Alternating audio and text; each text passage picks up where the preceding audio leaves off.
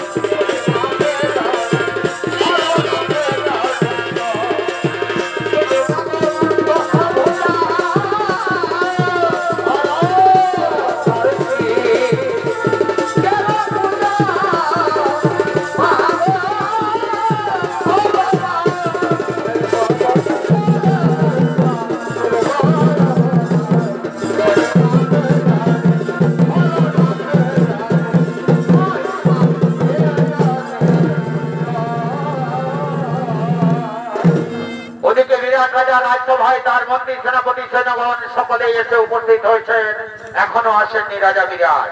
তাই তিনিও চলেছেন নিজ রাজসভার দিকে।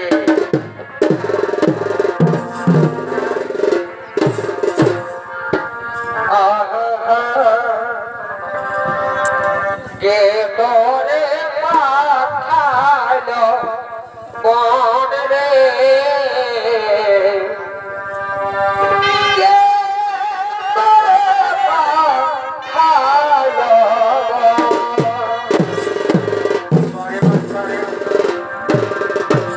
আরে কোন রাজা বেটারে তো কি কি ও তুই ঘুরিস বনে বনে,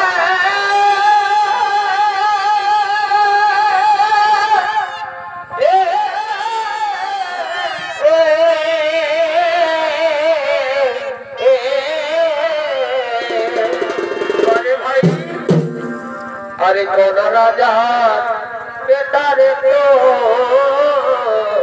আরে ভাই ও তুই ঘুরিস বনে বনে,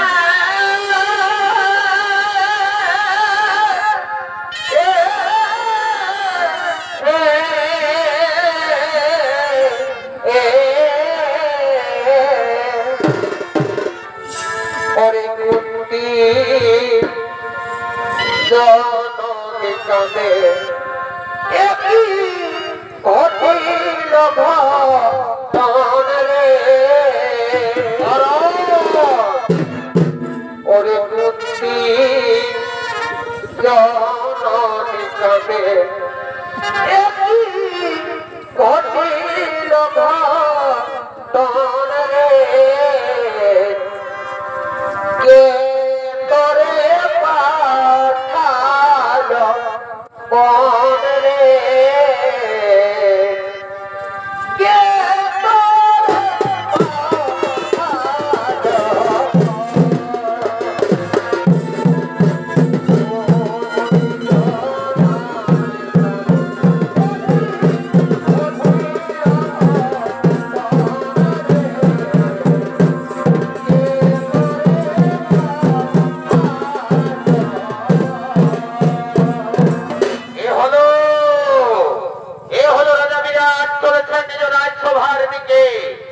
রাজা বিরাটের ভূমিকায় আপনাদের আরো উদ্ভাসিত মহান মঞ্চে যিনি সৌনিত পরিবেশন করে দেখাবেন, সে হলো স্বর্গীয় উত্তর দুর্যোধন মাহাতোর ছৌ সম্প্রদায়ের পক্ষ থেকে জেলার স্বনামধন্য ছৌ শিল্পী বিপ্লব সিং সর্দার।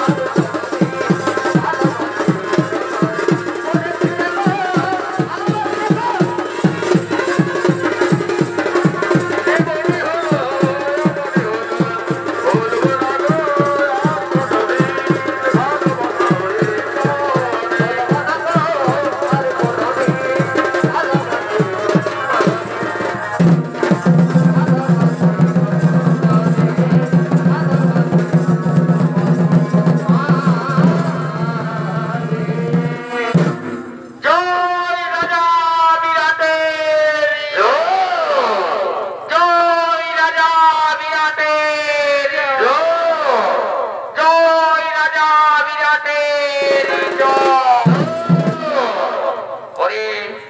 ওরে আমার মন্ত্রী সেনাপতি সৈন্যগণ, আমার রাজ্যের সমস্ত প্রজা কুশলে রয়েছে তো? কোথাও কোনো অশান্তির বার্তা নেই তো? কোথাও কোনো দুঃখের সংবাদ নেই তো? সমস্ত প্রজা নিজ নিজ বাসভবনে আনন্দের সঙ্গে বিরাজমান করছে তো? হ্যাঁ মহারাজ, হ্যাঁ মহারাজ, আমরা সমস্ত রাজ্য পরিভ্রমণ করে এসেছি মহারাজ। আমাদের রাজ্যের সমস্ত প্রজা নিজ নিজ বাসভবনে আনন্দের সঙ্গে বিরাজমান করছে মহারাজ। কোথাও কোনো অশান্তির বার্তা নেই মহারাজ, কোথাও কোনো দুঃখের সংবাদ নেই মহারাজ। সমস্ত প্রজা নিজ নিজ বাসভবনে আনন্দের সঙ্গে বিরাজমান করছে মহারাজ। বাঁচাও, বাঁচাও, বাঁচাও।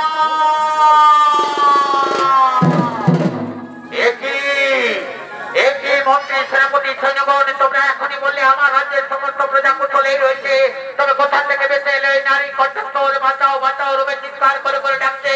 কে সেই নারী? কিনা বিপদে পড়েছে সেই নারী? আমি যাবো সেই নারীর কাছে, দেখবো তার বিপদের কথা। বাঁচাও।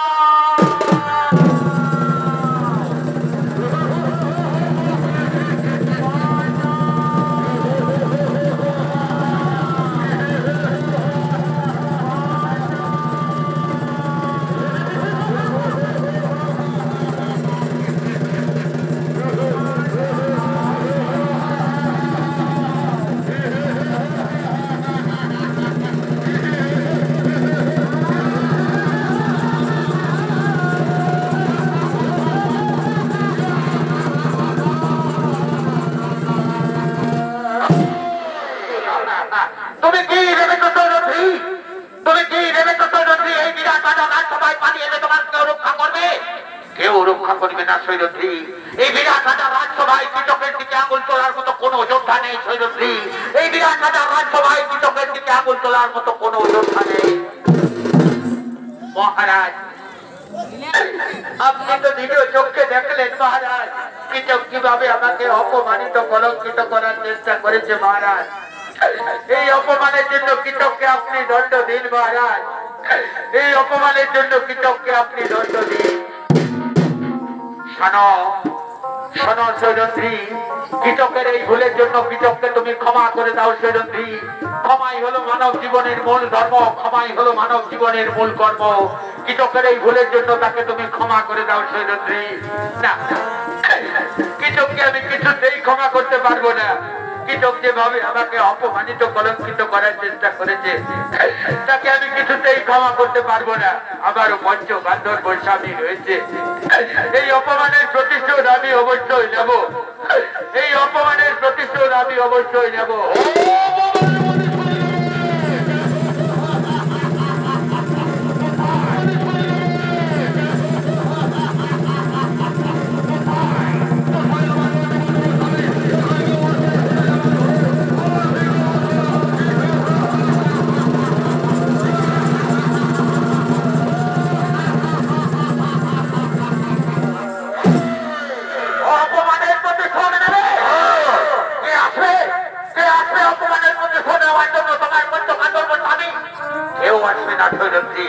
আমি তো প্রথমেই বলেছি এই বিরাট রাজা রাজসভায় কীটকের দিকে আঙুল তোলার মতো কোনো যোদ্ধা নেই সৈরন্ধ্রী।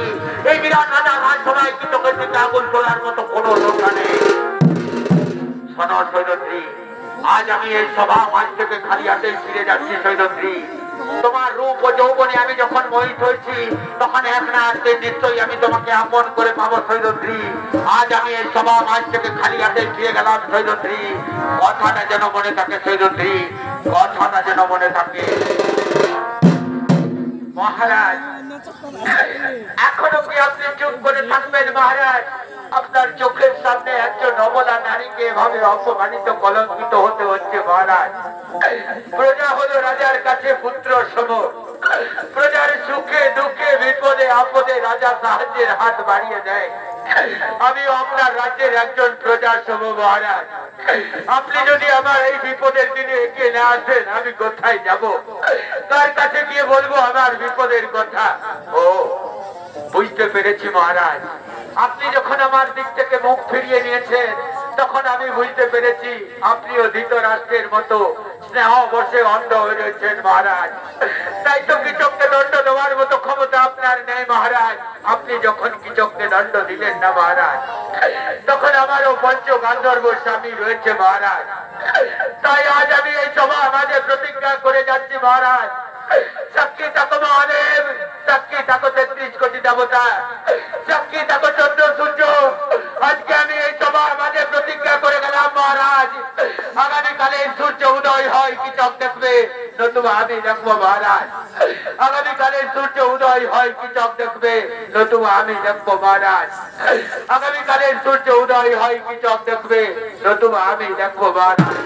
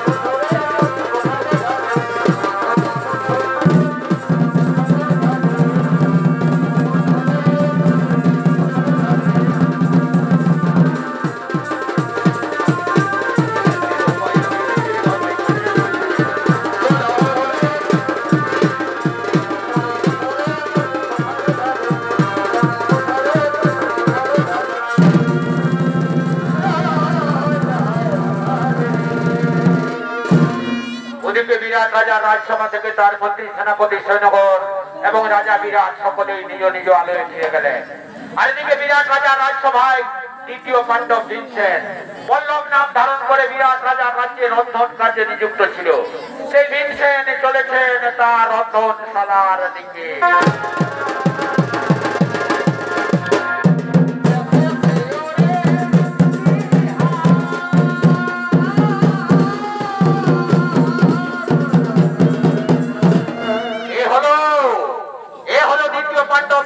বল্লভ নাম ধারণ করে বিরাট রাজা রাজ্যে রন্ধন কাজে নিযুক্ত রয়েছে। আর এই ভীমসেনের ভূমিকায় আপনাদের আলোকত ভাষিত মহান মঞ্চে যিনি সঙ্গীত পরিবেশন করে দেখাবেন, সে হল স্বর্গীয় উত্তর দুর্যোধন মাতর ছৌ সম্প্রদায়ের পক্ষ থেকে এক তরুণ ছৌ শিল্পী রাজীব কুমার বেদিয়া।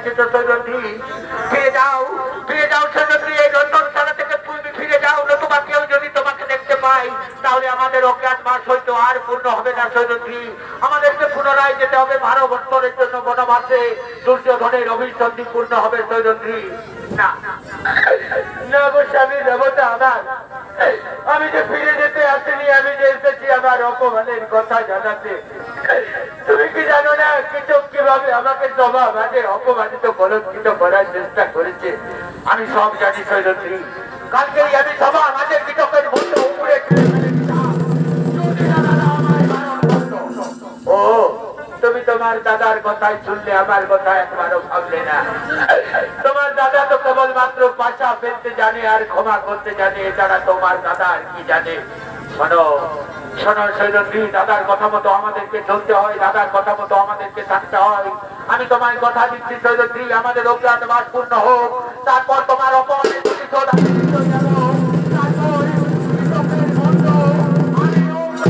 ফেলে যাবো না স্বামী দেবতা আমার ততদিন যে আমি অপেক্ষা করতে পারবো না আমি যে প্রতিজ্ঞা করেছি আগামীকালের সূর্য উদয় হয় কৃষক দেখবে নতুবা আমি দেখবো এ তুমি কি করেছো সৈরন্ধ্রী তোমার এই প্রতিজ্ঞা যে আমি কিছুতেই পূর্ণ করতে পারবো না সৈরন্ধ্রী তোমার এই প্রতিজ্ঞা যে আমি কিছুতেই পূর্ণ করতে পারবো না কোন প্রতিজ্ঞা তুমি আমার পূর্ণ করেছো হস্তিনাপুরে যেদিন দুঃশাসন আমার বস্ত্র হরণ করেছিল সেদিনও তো আমি প্রতিজ্ঞা করেছিলাম দুঃশাসনের রক্ত দিয়ে আমি আমার এই কেস দৌত করবো তাই তো আজও আমার এই কেস খোলা রয়েছে এখনো এই কেস বন্ধন করিনি আর এই প্রতিজ্ঞা যদি তুমি পূর্ণ না করো তাহলে আমি আর কোন লজ্জায় লুচে থাকবো আমি হয়তো আত্মহত্যা।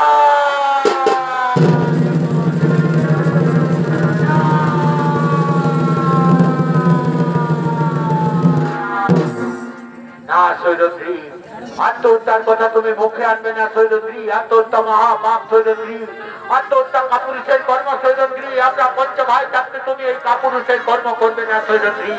আমি তো তোমায় কথা দিলাম আমাদের অজ্ঞাতবাস পূর্ণ হোক, তারপর তোমার অপমানের প্রতিশোধ আমি নিশ্চয় নেব সৈরন্দ্রী। তারপর তোমার অপমানের প্রতিশোধ আমি নিশ্চয় নেব। ওগো নিষ্ঠুর বিধাতা, ওগো দয়াল ঠাকুর, এই অভাগের ভাঙা কপালে কি তুমি দুঃখ ছাড়া সুখ কোনদিন লিখলে না ঠাকুর? এই অভাগের ভাঙা কপালে কি দুঃখ ছাড়া সুখ তুমি কোনদিন? অবিধিরে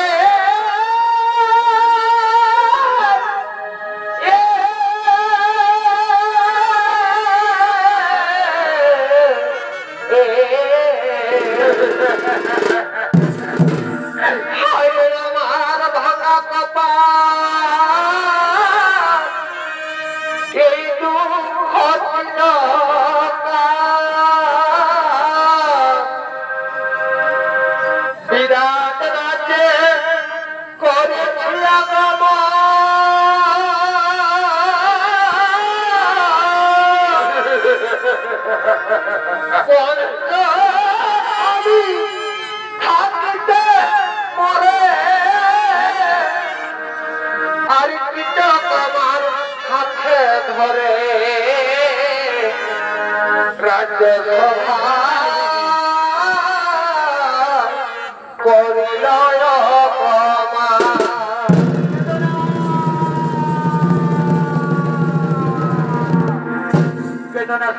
আমি তো তোমায় কথা দিলাম আমাদের অজ্ঞাতবাস পূর্ণ হোক, তারপর তোমার অপমানের প্রতিশোধ আমি নিশ্চয় নেব সৈরন্দ্রী। আমাদের অজ্ঞাতবাস পূর্ণ না হওয়া পর্যন্ত তুমি অপেক্ষা করো সৈরন্দ্রী, তারপর তোমার অপমানের প্রতিশোধ আমি নিশ্চয় নেব। ওগো নিষ্ঠুর বিধাতা, ওগো দয়াল ঠাকুর, কত আশা কত স্বপ্ন নিয়ে আমি পঞ্চস্বামীকে আপন করেছিলাম। আমি ভেবেছিলাম আমি হস্তিনাপুরের রাজরানী হব, কিন্তু কি পেলাম জীবনে আমি? দুঃখ ছাড়া সুখকে অভাগীর কপালে কোনোদিন জুটবে না ঠাকুর। দুঃখ ছাড়া সুখকে অভাগীর কপালে জন্ম জন্মান্তর জুটবে না। জনম দুঃখী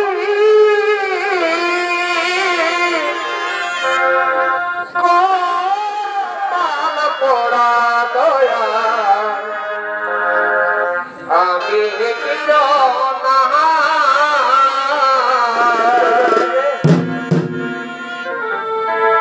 দুঃখে দুঃখে জনম গেল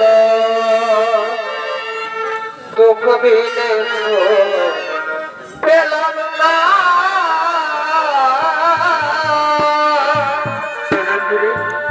জনম দুঃখী কপাল পোড়া দয়া আমি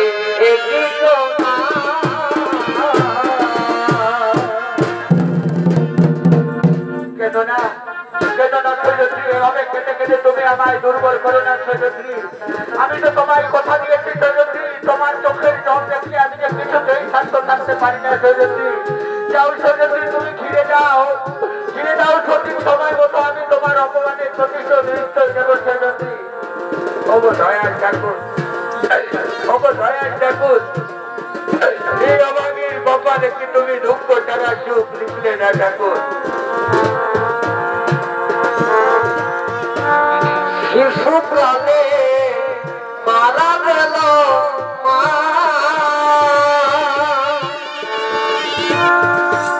গর্ভে থাকলে পিতা মরল দয়া, দেখা পেলাম মা আমার। শিশুকালে মারা গেল মা,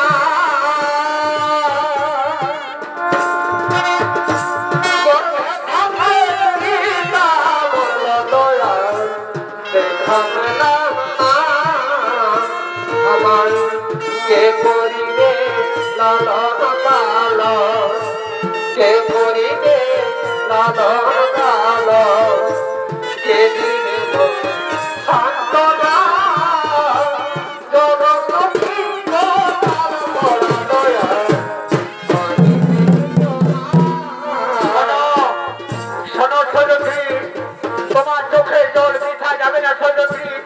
সৈরন্ধ্রী তুমি যে কৃষককে বলো সেই জন্য রাত্রিবেলায় নৃত্যশালায় তোমার সঙ্গে দেখা করে আমি থাকবো নৃত্যশালায় সেখানে হবে কৃষকের শেষ রাত্রি যাও সৈরন্ধ্রী তোমার প্রতিজ্ঞানে তুমি তাহলে না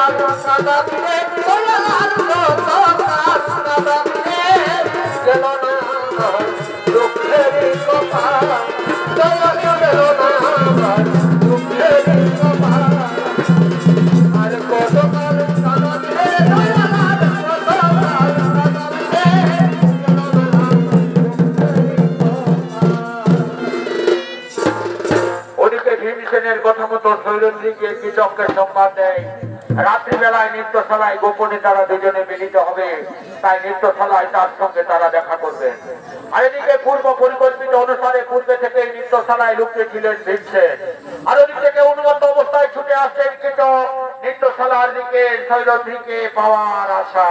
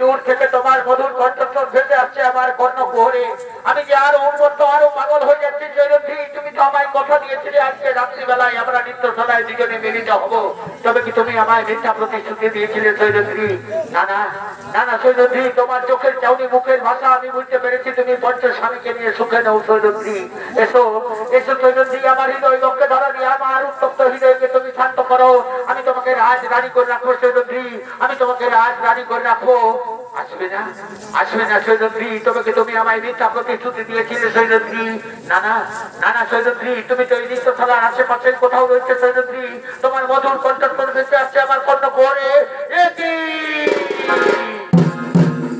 সৈরন্ধ্রী তুমি এভাবে লুকিয়ে রয়েছো কেন সৈরন্ধ্রী আমি তো তোমায় কথা দিয়েছি সৈরন্ধ্রী আমি তোমাকে রাজধানী করে রাখবো এসো এসো সৈরন্ধ্রী আমার হৃদয় পক্ষে ধরা দিয়ে আমার উত্তপ্ত হৃদয়কে তুমি শান্ত করো আসবে না সৈরন্ধ্রী আমি নিজেই যাব আমি যে তোমার বিহনে আর এক মুহূর্তেও থাকতে পারছি না সৈরন্ধ্রী আমি আসছি সৈরন্ধ্রী তোমার কাছে আমি আসছি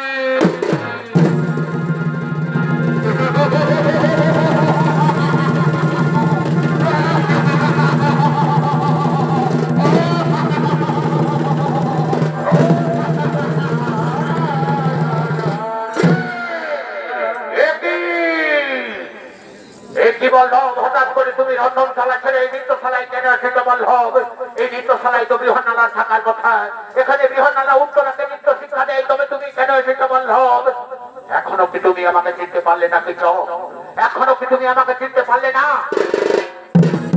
ও বুঝতে বুঝতে পেরেছি তোমার বলে বলিয়ান হয়েছে যদি প্রতিজ্ঞা করেছে আগামীকালে সূর্য উদয় আমি দেখবো না। ঠিক আছে বললো আমাকে যেতে দাও, অস্ত্রাগারে অস্ত্র নিয়ে আসতে দাও। তারপর দেখি দেখি তুমি না কৃষক, আজকে রাত্রিতে আমি তোমাকে কিছুতেই এই নৃত্যশালা থেকে বাইরে যেতে দেব না। আজকে রাত্রিতে এই নৃত্যশালাতেই তোমার শেষ রাত্রি হবে কৃষক। আজকের রাত্রিতে এই নৃত্যশালাতেই তোমার শেষ রাত্রি হবে।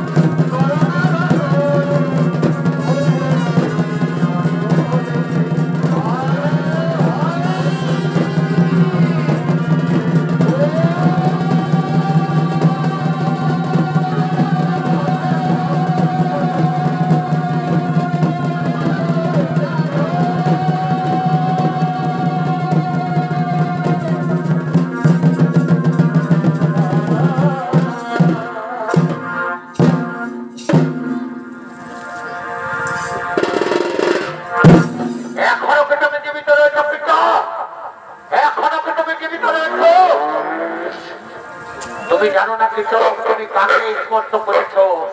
তুমি আগুনে হাত দিয়েছ কৃষক, তুমি আগুনে হাত দিয়েছ, তাই তোমাকে এই ফল ভোগ করতেই হবে কৃষক। কোথায় কোথায় রয়েছে সৈরন্ধ্রী? এই তো শালায় এসে দেখে যাও তোমার প্রতিজ্ঞা আমি পূর্ণ করেছি সৈরন্ধ্রী। আসবে না আসবে না সৈরন্ধ্রী, তুমি অভিমান করে আমার কাছ থেকে চলে গেছো। শোনো সৈরন্ধ্রী, আমাদের যেদিন অজ্ঞাত মাস পূর্ণ হবে, যেদিন আমরা ফিরে যাবো হস্তিনাপুরে, সেদিন দুঃশাসনের রক্ত দিয়ে আমি তোমার কেশ দৌত করবো সৈরন্ধ্রী।